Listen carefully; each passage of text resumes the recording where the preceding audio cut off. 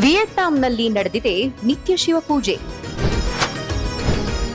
ಸನಾತನ ಸಂಸ್ಕೃತಿ ರಕ್ಷಣೆಯಲ್ಲಿ ಸ್ಥಳೀಯರು.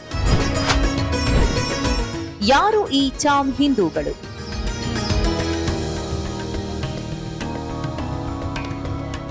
ವಿಯೆಟ್ನಾಂ ಸುಂದರ ಪ್ರಕೃತಿಗೆ ಹೆಸರಾದ ತಾಣ.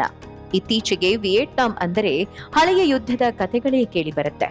ಆದ್ರೆ ನಿಮಗೆ ಗೊತ್ತಾ, ಇದೇ ವಿಯೆಟ್ನಾಂನ ಒಂದು ಮೂಲೆಯಲ್ಲಿ ಭಾರತದ ಸಂಸ್ಕೃತಿ ಸಂಪ್ರದಾಯ ಇನ್ನೂ ಜೀವಂತವಾಗಿದೆ. ಸನಾತನ ಧರ್ಮವನ್ನು ಜೀವಂತವಾಗಿರಿಸಿದ ಒಂದು ಪಂಗಡ ಇದೆ. ಅವರೇ ಚಾಮ್ ಜನಾಂಗದ ಜನರು.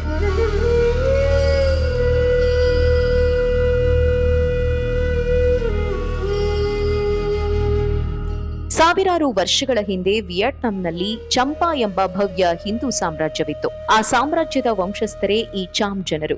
ಇವರಲ್ಲಿ ಒಂದು ವಿಶೇಷ ಗುಂಪು ಇದೆ. ಅವರನ್ನ ಬಾಲಾಮೋನ್ ಚಾಮ್ ಎಂದು ಕರೆಯುತ್ತಾರೆ. ಬಾಲಾಮೋನ್ ಅಂದರೆ ಬೇರೇನೂ ಅಲ್ಲ, ಅದು ಬ್ರಾಹ್ಮಣ ಎಂಬ ಪದದ ಅಪಭ್ರಂಶ.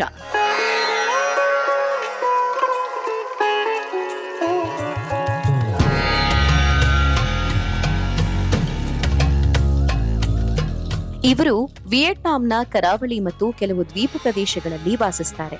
ಇವರು ಆರಾಧಿಸೋದು ಬೇರೆ ಯಾರನ್ನೂ ಅಲ್ಲ, ಸಾಕ್ಷಾತ್ ಶಿವ ಮತ್ತು ಗಣೇಶನನ್ನ. ಇಲ್ಲಿನ ಮೈಸನ್ ಎಂಬಲ್ಲಿರುವ ದೇವಾಲಯಗಳ ಸಮೂಹವನ್ನ ನೋಡಿದ್ರೆ ದಕ್ಷಿಣ ಭಾರತದ ದೇವಾಲಯಗಳ ಗೋಪುರಗಳೇ ನೆನಪಾಗತ್ವೆ.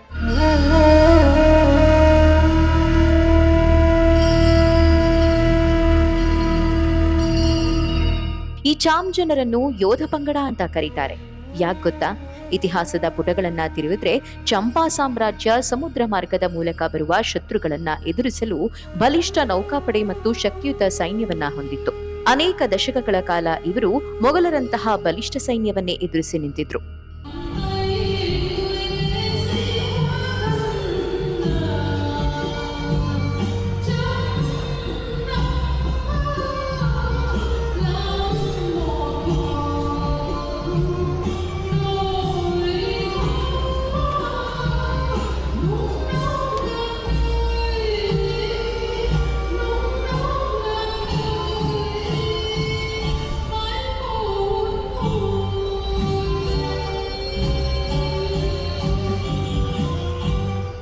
ಇಂದಿಗೂ ಇವರು ಕಾಟೆ ಎಂಬ ದೊಡ್ಡ ಹಬ್ಬವನ್ನ ಆಚರಿಸ್ತಾರೆ. ಈ ಹಬ್ಬದ ಸಮಯದಲ್ಲಿ ಇವರು ತಮ್ಮ ಪೂರ್ವಜರನ್ನ ಮತ್ತು ದೇವತೆಗಳನ್ನ ಸ್ಮರಿಸ್ತಾರೆ. ಇವರ ಸಂಪ್ರದಾಯಗಳು ಎಷ್ಟು ವಿಭಿನ್ನವಾಗಿದೆ ಅಂದ್ರೆ ಇವರಲ್ಲಿ ಇಂದಿಗೂ ಮಾತೃಪ್ರಧಾನ ಕುಟುಂಬ ವ್ಯವಸ್ಥೆ ರೂಢಿಯಲ್ಲಿದೆ. ಅಂದ್ರೆ ಆಸ್ತಿ ಮತ್ತು ಮನೆತನದ ಹಕ್ಕು ತಾಯಿಯಿಂದ ಮಗಳಿಗೆ ಹಸ್ತಾಂತರವಾಗುತ್ತೆ.